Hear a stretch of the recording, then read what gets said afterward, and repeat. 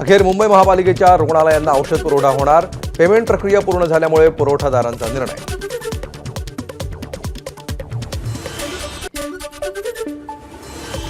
Nylon मांजा वापरणाऱ्यांविरोधात मुंबई पोलिसांनी विविध पोलीस ठाण्यामध्ये दाखल केले 19 गुन्हे.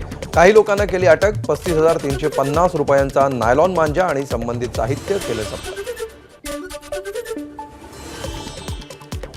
गणपत गायकवाड यांच्या सोबतच्या दोघांना हायकोर्टाकडून जामीन मंजूर. हिल लाईन पोलीस ठाण्यामध्ये गणपत गायकवाडांनी केला होता गोळीबार.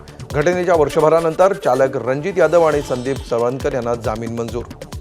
कोल्हापूरमध्ये महाराष्ट्र एकीकरण समितीचं 17 जानेवारीला आंदोलन.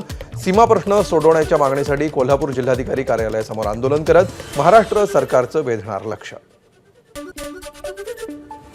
गुहागरमधील मुंढर माळरानावर भीषण वणवा. वणव्यामध्ये हजारो हेक्टर क्षेत्रातील बागायत जळून खाक. उन्हाच्या तीव्रतेमुळे वणवा आणखी भडकला. ऐन हंगामात बागायतींना वणव्याचा फटका बसल्यामुळे आंबा आणि काजू बागायतदार चिंतेत. एबीपी माझा, उघडा डोळे बघा नीट.